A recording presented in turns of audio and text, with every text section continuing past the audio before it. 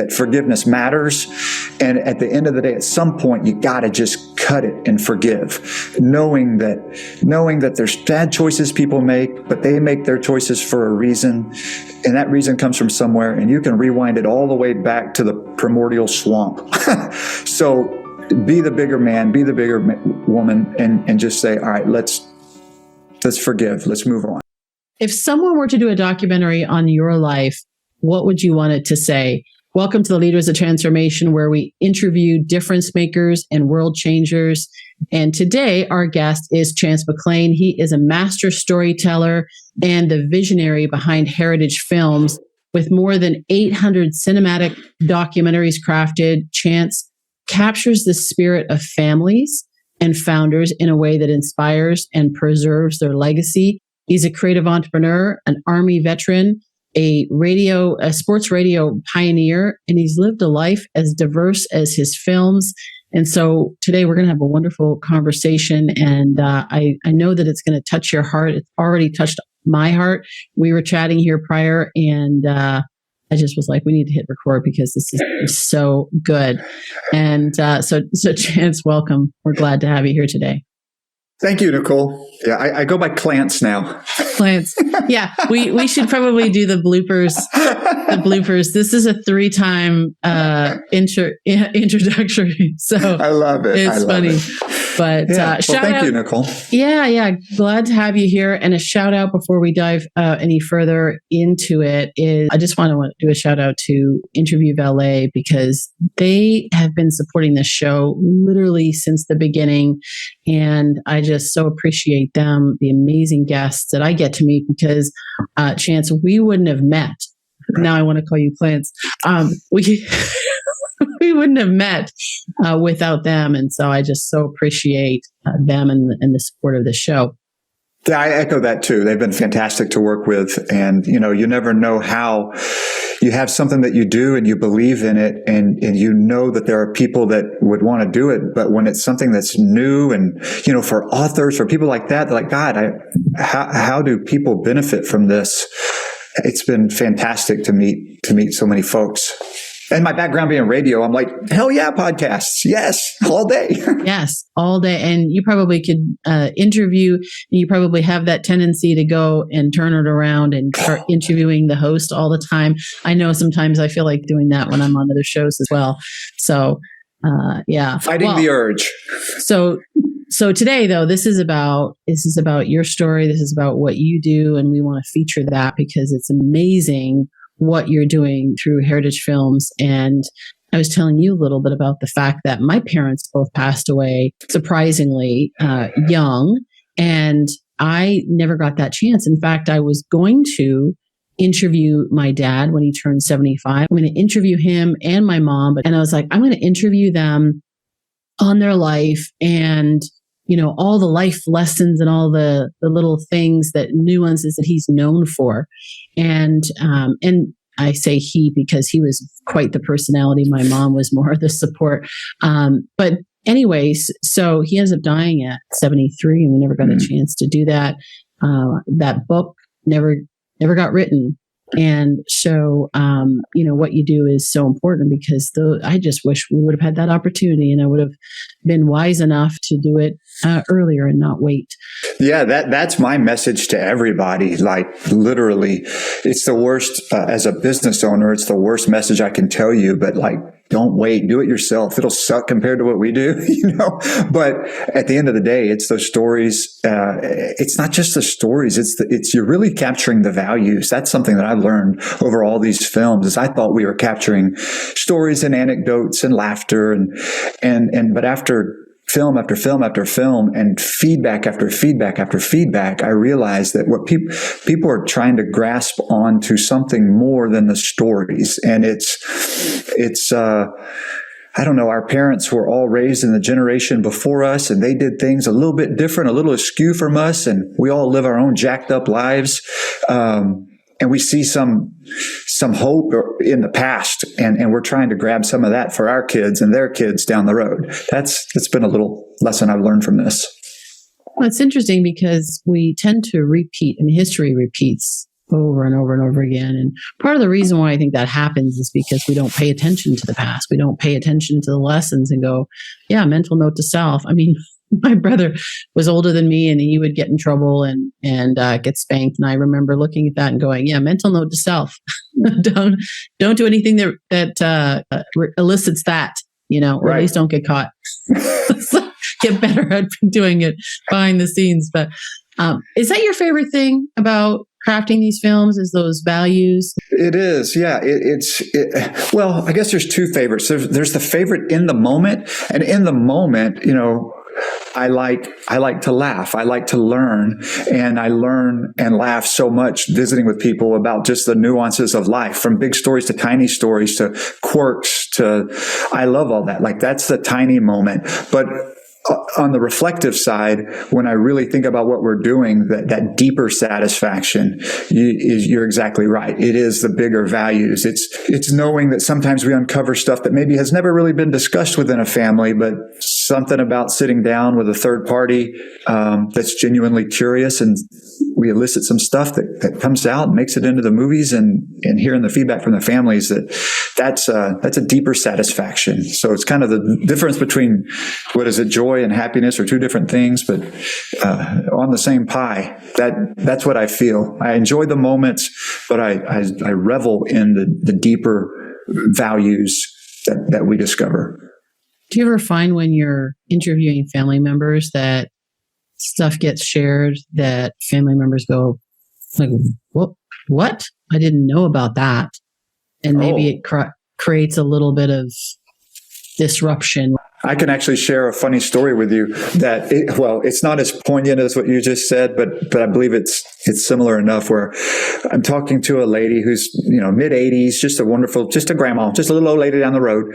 And, she gets into, we're on the back half of the filming day that we're doing, and all barriers are down. She's forgotten hours ago that there are even cameras. She's just talking to this curious 50-year-old guy, and she's going through some of her health concerns right then, where I always let them talk about that, but I know it ain't going in the movie. And then it's going on for a little bit, 15 minutes of her talking about, you're 85, you're going to have some stuff. And she starts talking about her bowel movements. And I'm just going, and I finally had to interrupt her. And I said, ma'am, do you think that your granddaughter wants to hear about your BMs? And she's like, what? And she caught herself going, whoa, hold my horses. What am I doing here? So that kind of got the train back on the tracks. But I guess that's a testament. I thought she was in a therapy session. Yes, 100%. Yes. But to your point, very often, once those guards go down, it's not always as internally intimate as that. Very often it is that. It's things that they discover themselves. They just haven't, we get so busy in life, whether you're 30, 50, 70, 90, we're busy people, and we do a lot. And the older you get, the more you do. And so there's giant tangents in your life that you kind of just forget about. But whenever you visit openly about your full life, those memories come back. And little discoveries. We have these things that we call echoes, which is where you hear somebody saying they're in the part of the film where they're talking about their grandpa and what he was doing growing up at the turn of the century. And he would play the fiddle, and they do this and that, blah, blah, blah. And then you jump forward much later in the day, and he's talking about his grandson who plays violin. And that's an echo, because somewhere in this family line, the music bug got in there. And then that turns to be a little layer of an onion where he's like, well, yeah. And then my niece, of course, she's been in the chamber choir. It's cool little things like that. Yeah, that is cool. That is cool. Well, I know that you had, obviously before the doing these films, you were a broadcaster, you were in the Army, all these different things. You have a very diverse and eclectic background. Maybe talk a little bit about that and how you got into filmmaking, and where did this idea even come from? Sure. Well, man, I could do a day of just that because it is a wild history that never made sense until I started the company. I wrote an off-Broadway musical. I worked in sports radio for a decade, launched a station, built an independent sports radio station in Houston, a major market station, was in the Army for 4 years. I did various sales jobs. I was a rapper. I got into media from doing music stuff about a famous athlete about Yao Ming. I wrote a song about Yao Ming that got me into the media world, and made a movie. I just did all these different things that I got into film because my kids were in musical theater, and we got very involved. And so I ended up writing a musical. I was always jerking around with music that we decided to film. So I cashed in my 401k and bought a bunch of film equipment, and we went and made this little musical film that we released online. And then I kind of stayed with film. So then now I had this stuff, and buddies from the radio would be like, "Hey, I've got a company doing this." So we'd go film an internet video for them or a TV spot. And then I left radio in 2011 I really liked the video stuff. And so I was doing video full time, TV commercials, radio, kind of grown my footprint a little bit. And then a buddy of mine from the radio world asked me to film his dad. His dad was turning 75, and he wanted me to sit down with him and just talk to him about his life growing up in kind of deep East Texas. So I did that, and that ultimately turned into the first heritage film. About a year later, he talked about it on air, so I'd done a couple, 2 or 3 more. But my stepdad, who I was very, very close with, let us know that he had stage 4 pancreatic cancer, and they had a year to 18 months to live. I asked if he could sit down and do one of these films, and about 2 months later, my radio friend sat down with him, and he did basically a heritage film with my stepdad on a Tuesday, and he ended up passing on Sunday. So it wasn't a year, it was a couple months. And it was only then that I realized that this was more than just a video project or a way to make a buck. It was important. And so my wife and I said, let's give this a go. And didn't know what we were doing, but we were doing it. And now flash forward a little over a decade, and it turns out that there's a lot of people that feel like this is a good way to preserve their stories and the values of the generations before us.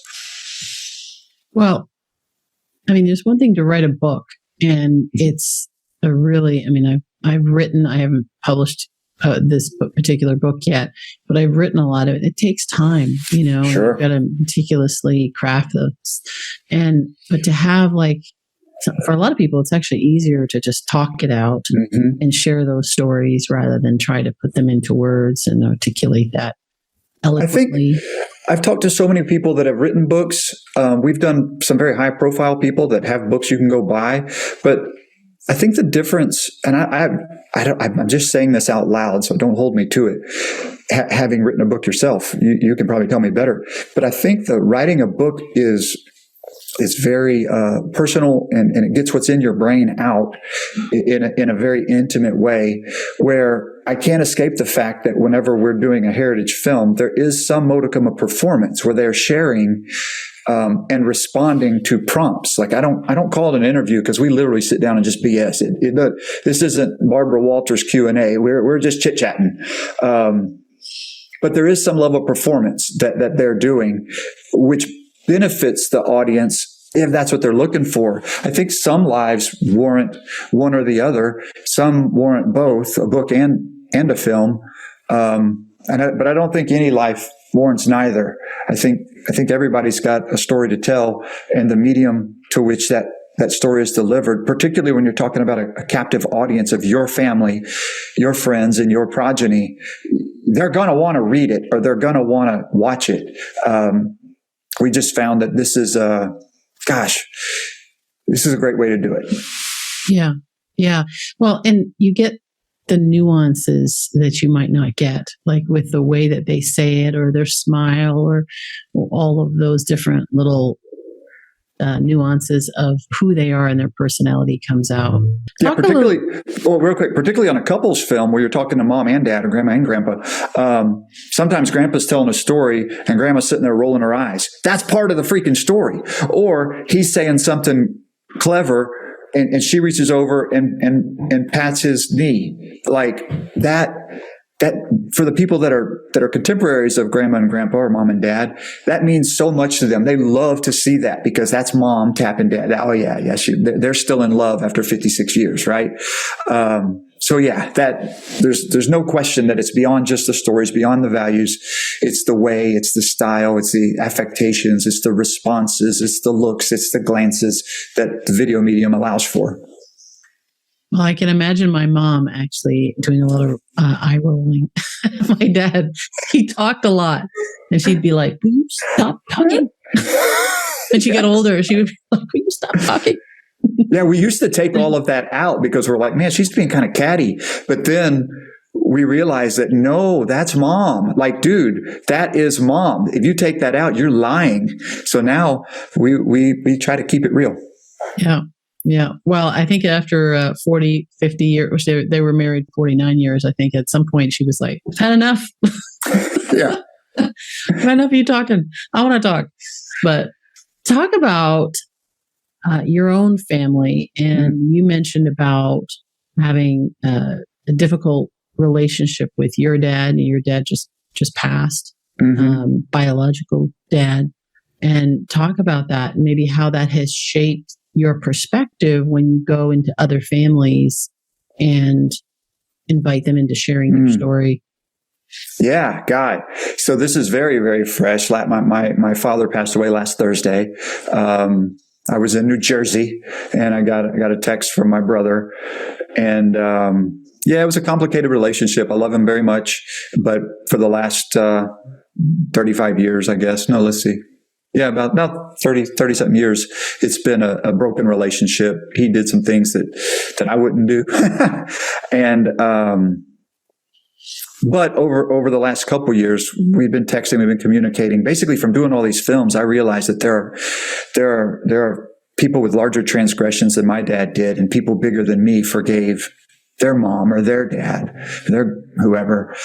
And so I think I was helped by the people I've talked to. So we started communicating a little bit, and then he got really sick. And last August, I went to see him. He was in a hospice facility, and spent 5 or 6 hours with him, just visiting. And like, let's not talk about the jacked up stuff. Let's just, how are you? What do you think? And I actually busted out my iPhone and did an audio recording, because there's things about his deeper history that I had that have just been a family mystery for me for my entire life. And I was like, and he knew he's in hospice. He knew his time was limited. And I asked if he was comfortable, and he was. So he told me about the very disturbing, his own personal background. The people that were my grandparents were actually not. He was adopted from his mom's or his dad's his biological mom's brother adopted him. His biological mom was a mess and grew up very poor. She liked men a lot when she was starting, before she even knew to like them. A very young lady had relationships that we don't talk about. But anyway, so he had his own challenging background that predated him. And I always knew it was shady, but I never knew what. While you're asking me the question, the thing that stood out to me was realizing that when I started this company, I think I was holding on to a little imposter syndrome, because my own family was imperfect. And I was visiting with so many families that, this guy who's around my age is hiring me to talk to his dad. And his dad is just badass. It's awesome.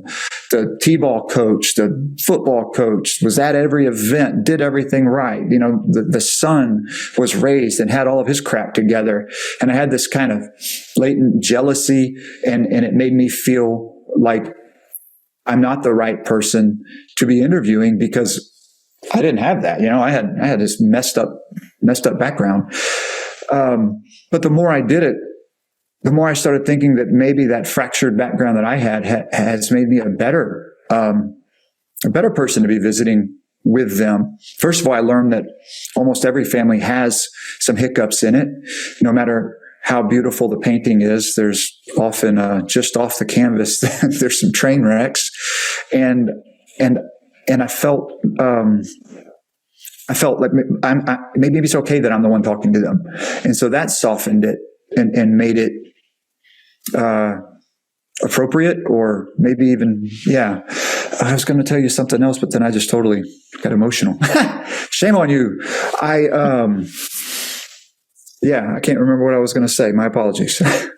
No, that's okay. And I think that you are the right person to interview them. And I say interview, have these conversations, because if you had a perfect childhood and everything was rosy, then there wouldn't be space for people to talk about the things that are the real life, and you said something there about forgiveness and, forgiving people of some pretty significant indiscretions. And I think about, like when you said about your dad and his mom and how he grew up. If you go back, it starts somewhere. Yeah. And a lot of times it's not with the person that you're experiencing with, it's way back. And when, I've done that with somebody that I care deeply about, where it's like, okay, why is this happening? Why is he doing this? And then going back and going, oh, yeah, that makes sense. Mm-hmm. I think maybe if I was in that situation, maybe I'd do the same thing. And then we have that grace, that compassion for where people are at, and give them the space to also heal in that as well, rather than just judgment, putting on judgment as to, why they're not doing what we think they should be doing. When I learned the stuff about my dad's biological parents and background, they were in a logging camp, and it was like horror novel stuff that predated him. But I could see what made him into this amazing like narcissist at a Greek tragedy level. It made sense once I heard his background. And so his biological grandparents, who did a terrible job raising his mom, there's going to be something there. And there's, like, if you remember your mat, there's some communicative property that goes back forever. And I won't get into the faith side of it, but I personally believe it goes all the way back. And that's why we're taught via religion, or even just secularly, that forgiveness matters. And at the end of the day, at some point, you got to just cut it and forgive, knowing that there's bad choices people make, but they make their choices for a reason. And that reason comes from somewhere, and you can rewind it all the way back to the primordial swamp. So be the bigger man, be the bigger woman, and just say, all right, let's forgive. Let's move on. Yeah. Interesting that you say that, because, and I didn't know that we were going to go in here. I mean, we just get into these conversations and then they go where they need to go. But I was talking to one of my clients who had a difficult upbringing, quite difficult. And I actually invited her to draw out a tree map of her family and put a line and draw a line and go, it ran in my family until it ran into me. And it's like, it ends here. Right. Make a decision that it ends here. And maybe even with your films, in some way, in some families, that might actually be it ends here, and we're choosing a new beginning. We're writing a new story. Mm. It may be a continuation, because a lot of times people who are going to want those heritage films, or people that have had wonderful upbringings and they want to remember those things. But regardless, it's like there's a new story that's being written. Are we going to build upon the positive from those stories, or are we going to build upon maybe those things that we don't want to talk about? Yeah. In fact, you just saying that kind of reminded me when I had my brain fart earlier. It's just that, like, I've learned from my films and reading and everything else, that you can go one of two directions when bad things happen, right? You can repeat it or you can learn from it. And we see it, and it's obvious through things like through alcoholism, drug addiction, sex abuse. We see it everywhere. If you have something terrible happens, you learn from, and I think ultimately that is what, like, I witnessed poor father parenting. And I was like, man, I'm not going to do that. I'm going to be tight with my kids. And it's a decision. And maybe, I don't know. I think I was a little churched up more than some other people. So I think that played a big part in helping my own personal moral fiber. But at the end of the day, it is a decision, and you can break cycles or you can continue them. And it's a willpower. People don't want to hear that it's willpower. I think it is. It's a choice and the follow through on that choice. Yeah. Sometimes it's not easy because you have that natural inclination to want to go a certain direction. If you haven't seen it done, if you haven't seen it done differently, it's hard to create something that you haven't seen. So that's maybe where faith. Yeah. I had a gentleman tell me that if it is easy, it's not worth it. Like, that's an extreme version of that. And then a guy who I did a film for that turned into a mentor, he would say, what's hard got to do with anything? I would say, oh man, that's hard. He's like, what the hell does hard have to do? He did the same thing with busy and tired. Busy? What? Don't you own your own company? You should be blessed. You're grateful for busy. And tired was, oh man, I'm so tired. He's like, dude, you still got to get it done. He was a farmer. And that stuck with me so huge. In fact, he was the first. I have this ongoing list on my iPhone called my never list of things I try, I aspire to never do. And the very first thing was never complain, because of this lesson from this man about nobody wants to hear your complaints. Nobody. And busy, tired, and hard are the tiniest little micro complaints that we can give. You ain't add nothing to the world by saying it. And so don't. He did say, that's what your wife's for. That's what your husband's for. You can tell them that I was busy. You can tell them that was hard or I was tired. But the rest of the world, man, they got their own busy, hard, and tired. Well, and it also, when you say I'm busy, I'm tired, it's difficult. Then what we're actually doing is also becomes a self-fulfilling prophecy. If I say I'm tired, or, oh, I'm going to get a cold, or, oh, I'm going to, it's like you're literally speaking that over. And from a faith perspective, you're literally creating with your words. True. Our words create our world. And so we're actually creating that environment. And it's like our body goes, subconscious mind doesn't know the difference between real and imagined. It goes, oh, got it. And sure enough, we feel even more tired. So, and I've challenged actually people with that, with being, as an example, hungry, right? You go, man, I want some pizza. And all of a sudden it's like, I'm not just a little hungry for whatever it is, or ice cream or something, it's like, now I'm famished because now I'm focused on it. And now I want it even more. And so how do we use that for good? How do we use that to move ourselves forward? Totally. That's where the busy complaint should be the arrow in your quiver to battle all those other things. You want to battle hunger? Get busy. Like, you will forget you're hungry if you are neck deep in a project. You'll look up and it's 7 p.m. and you're like, holy, I didn't eat anything today. Yeah. And I never went, I'm starving. But if somebody called you and said, man, I want pizza, you're going to disrupt whatever that thing you were busy on. It's true. That's why idle hands, right? Idle minds. It's not good. Yep. Not good. Yeah. Well, let's shift gears a little bit and talk about the films that you do and the storytelling. Like, how do you know what to include and what not? Obviously, the lady's bowel movements are not going to end up in that. But there's some things that it's like, of all of this good content, and I don't know how long your films are. If you have like a kind of a rule of thumb on it? But like, what makes the cut? So to answer your second question, how long? We try to make them the length of a movie. So an hour to 2 hours in length, whether it's a person or two people or siblings or full family films. We've got one that's sending us to all over America and into another country as well.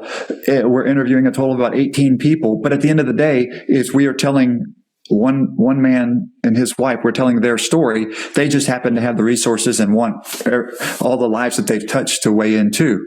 The son does for his parents. But at the end of the day, it's Dad's story. So how do you decide what to include? I have a process that when I first started, I'm sitting down with people and I had nothing. I'm sitting there just sitting across from some 75-year-old guy going, so where were you born? And then that leads to another question, and that led to another question. And then I come back 2 months later to do another one, and I realized that a bunch of the crap I asked didn't matter, but some stuff I wish I'd gone deeper into. So that process repeated itself for a while. And after 25 or 50 films, I had this panel of questions that I would ask, kind of like an algorithm where I would start as far back, kind of chronologically. How far back do you know about your people? And then the great-great-grandparents, great-grandparents, grandparents, and then the parents meet, and then a child is born, school years, and then it would go all the way up till today and into tomorrow. So that's how it started. And then like the next however many hundreds of films, I started getting some feedback from my client where the person that's giving me money, I'm like, hey, well, what's super important to you? Like, is there, and there's kind of two schools of thought. Some of them, they wanted to have this film because they have their own memories that they want mom and dad to reflect on. So we get the deep family history, but they really wanted to focus concentration of when my client was a kid, which is fantastic. Dad coached a t-ball team. Yeah, we would concentrate time there. And other people, like, I know my dad so well, but I don't know crap about the deep family history. So we focus our time there. We'll push it up all the way till now with hundreds and hundreds and hundreds of films in. And now we have an entire process where the family is more involved. We send them forms. So I have a form that the client fills out where he tells me or she tells me very specifically, oh God, please do this. But then they send out forms to other family members, other friends, colleagues, anybody that loves mom and dad. They have something to send to them so I can get more perspectives of who the person is. So I have my comprehensive process going back to my, first 100 films. I then braid in information from the client's siblings, from the college roommates, all these stuff. And I got this composite of who they are. So when I show up, dude, it's not like a stranger, like the first 50 films. I'm walking in like, dude, I cannot wait to talk to you because I want to know what happened at that drive-in in 1974. Like I've got stuff to go on. And I want to make sure that what we create for the family, the expectations are set and met. It's that comprehensive, all the different forms that come in before we ever hit record. I can have a quick call with my client saying, hey, here's what we're doing. And knock on wood, every time they're like, holy crap, that's perfect. And then we try to then go be perfect. So how do you, is a great example. Like, so as an interviewer myself, you get to know the person you're going to interview enough. And then it's this fine line. And maybe this is for other podcast hosts or newer or starting a podcast or any kind of thing like this, where they're interviewing, maybe this is helpful, is sometimes it's dangerous because you can ask a question. It's like a leading question because you already know the answer. So how do you keep it fresh, so that you're not like, oh, tell me about what happened in the drive-thru, the drive-in, because this, and this, and then you ruin it, right? Like, so as an interviewer, what are some of those skills that you exercise? Oh man. Yeah. If I think about, I've never thought about talking to other interviewers, but I have interviewed, when you add in couples and thousands more, so many freaking people, long days, weeks, a lot of time spent interviewing people. I've never really thought about helping other people. I probably should. Well, part of what I'm doing beyond we're just going to call it an interview. I'm tired of the semantics. Beyond the interview, I'm also coaxing a performance, because this is for the visual medium.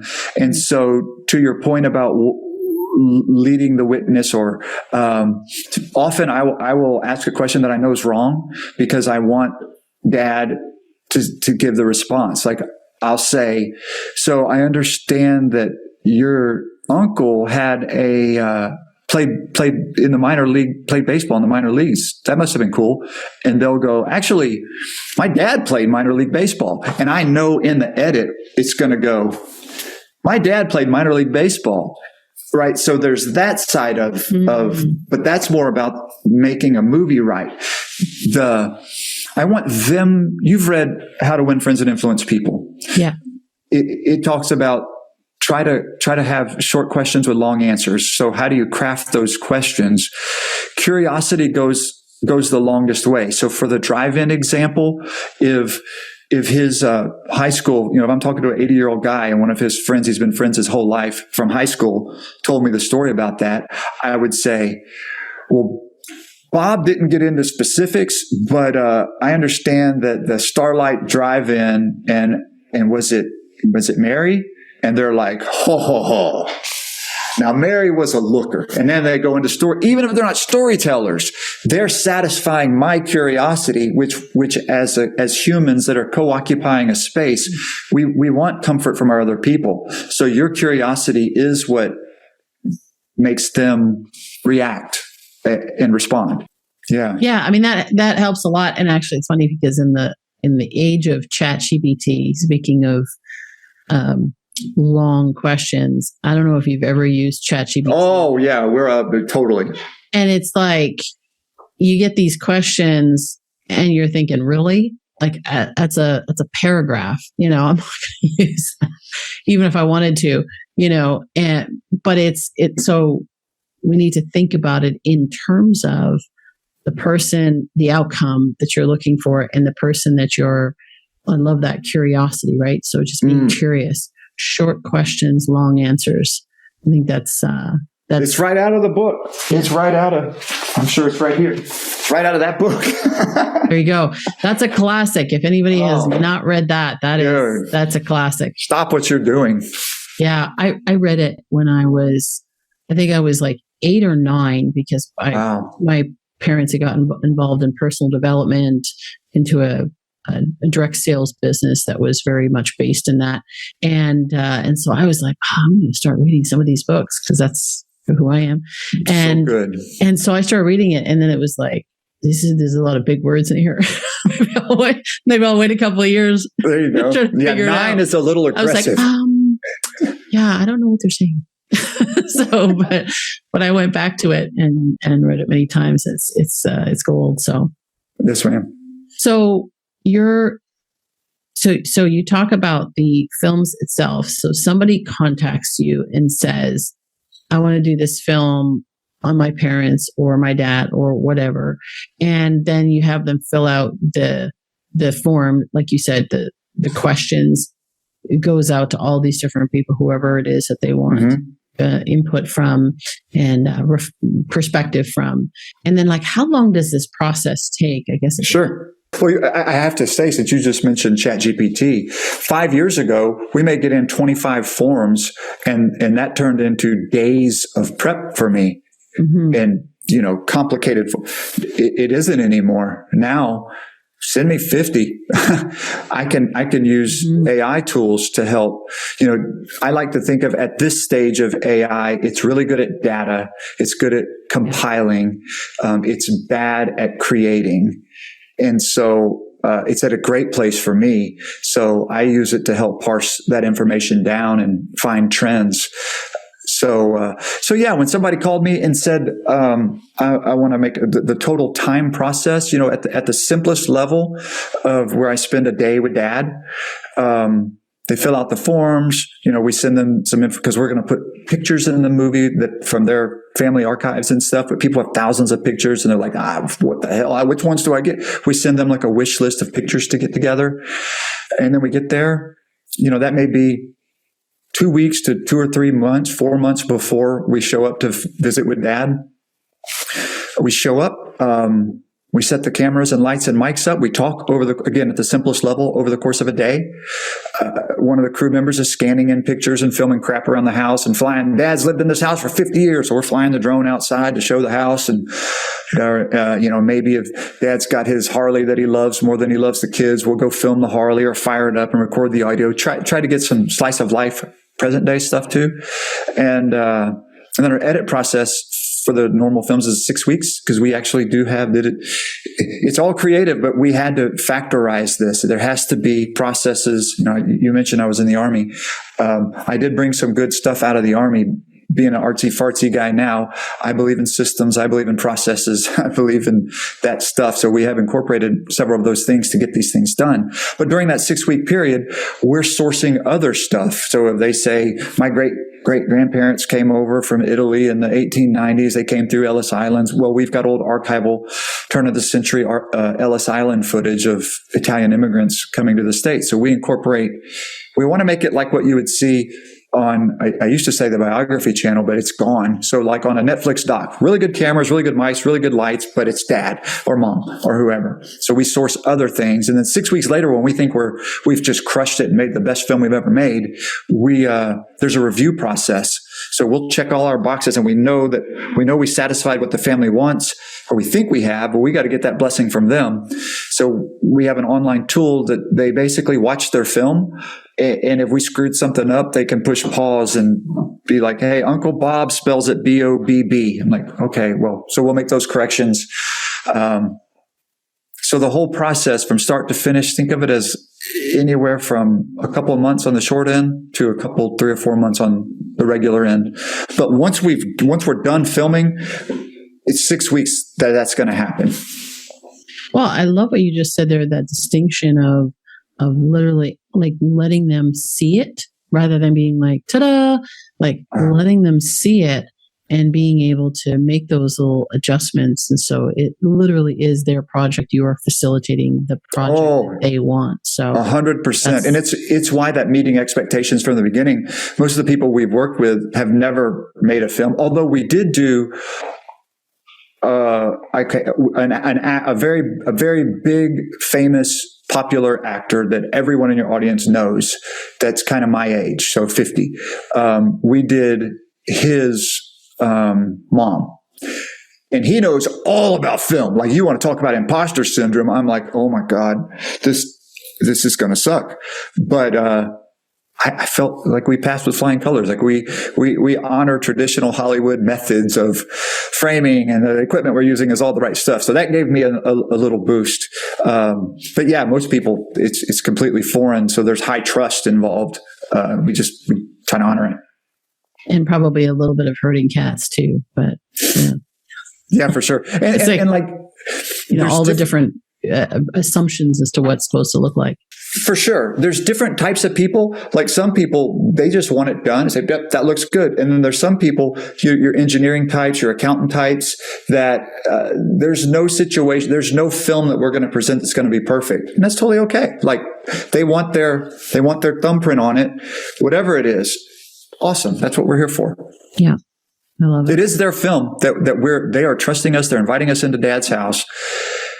And we want to honor them. We want to thank them for the business, for caring about it. And I know Dad's going to have a blast when he does this. It just every time, no matter this, even people in hospice, it's a beautiful, wonderful, awesome day that, I know that part. Well, now I still run a business. My clients got to be happy.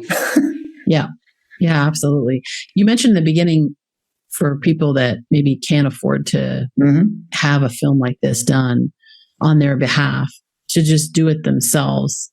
I think that, how many times do we see that in films where they'll show pictures of people watching these little, reel-to-reels or these terrible like video Clark Griswold in the attic in Christmas Vacation. Yeah, exactly. And those are meaningful as well. Any tips for anybody who is doing it just for themselves? I know that's a bad business model. You've said it yourself. No, I don't care. I want them to do it.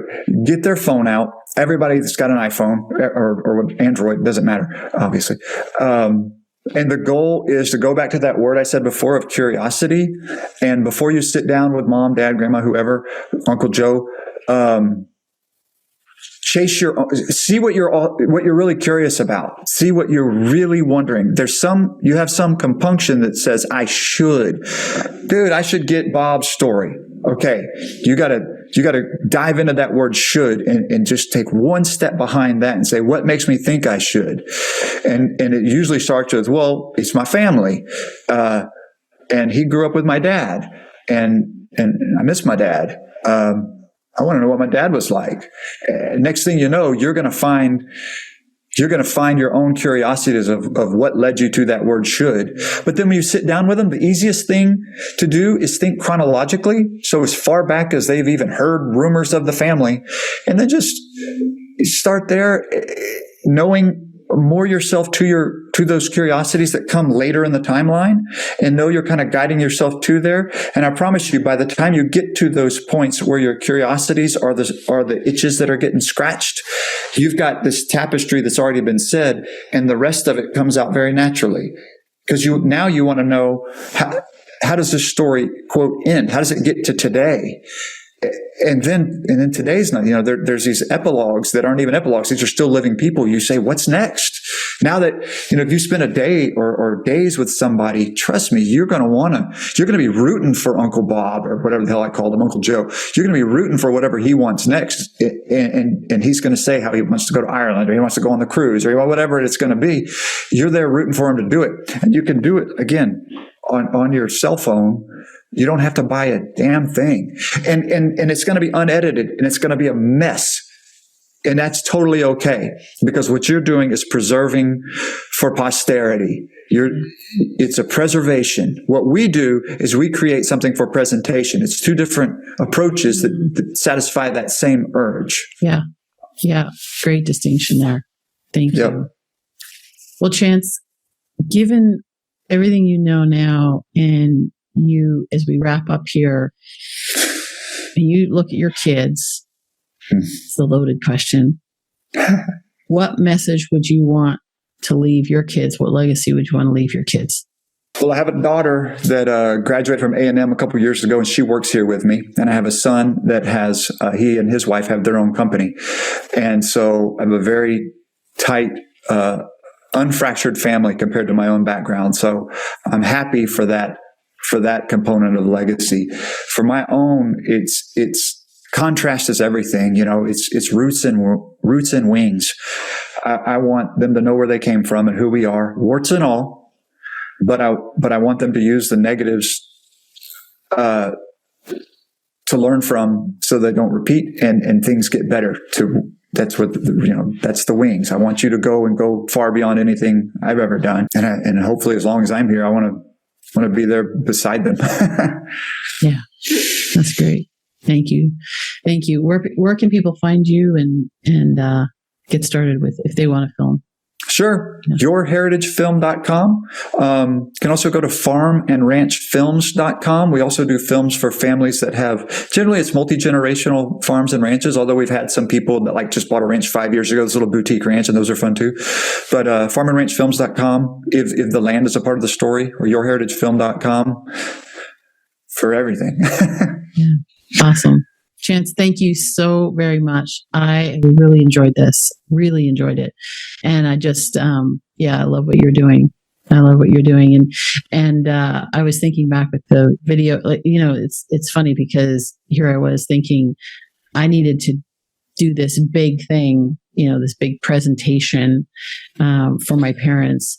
And I could have just taken a phone and done the videos. I do actually have a couple of tapes that they recorded when they were speaking on stage, and still have those messages, which is really cool to be able to hear their voice. But very much so yeah, I would encourage, I always say, leaders of transformation take action. And I would encourage our listeners and viewers today to grab your phone, and even if it's just for you doing it for your kids, record some videos, the thoughts that you have, the things that you want them to remember. And then for those of you that have family that you want to remember them, do it for them, and just start today and do that so that you have it, and you can do something with it down the road or not, or whatever you want to do, but at least you have it.